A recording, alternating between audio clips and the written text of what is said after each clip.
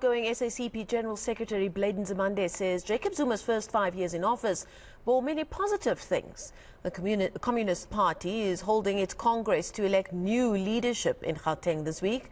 Whoever is elected SACP leader guarantees themselves a cabinet post. According to the tripartite agreement, the SACP's General Secretary is guaranteed a ministerial position. eNCA's Govan Whittle spoke to him. There was a lot that was lost in the 9 years. Not that everything was lost. In that, the first Zuma administration did things that were very progressive. 5 priorities, which is what we're pushing for with COSATU. Let's not be all over the place. Let's prioritize the 5 key priorities for the country, one of which was education and another one health and land. And the Zuma administration adopted that.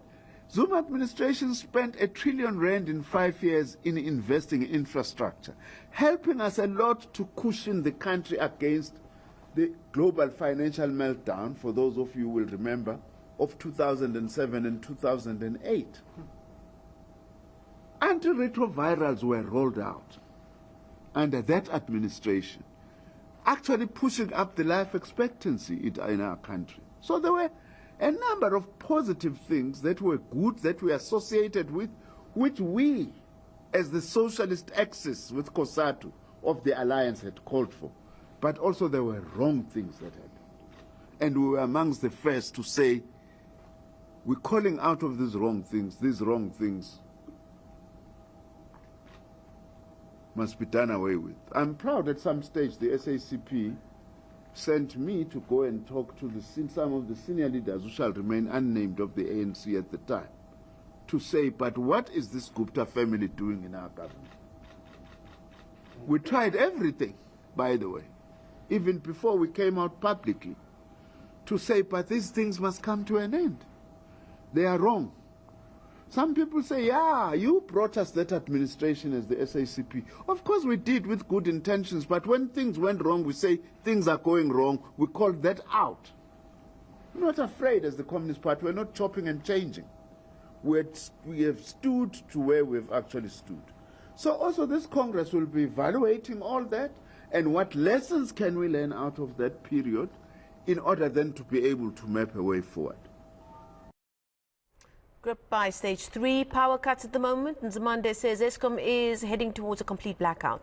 Nzimande says the economy is on the brink of collapse and the party must push for the ANC to adopt and implement policies that speak to these challenges. He says the Congress should come up with what needs to be done to tackle these issues. We are facing one of the most difficult periods. Never has our economy been in this situation since 1994. Youth unemployment, that is standing at what, 60%?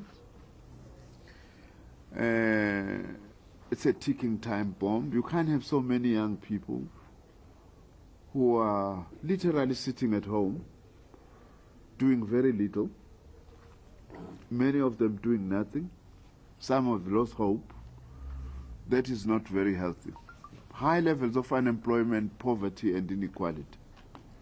We are also going through a very difficult period right now of the challenge with energy, load shedding, which in fact now are approaching what we can call blackouts. That has got huge implications for the economy. Congress will have to grapple with this on what is to be done.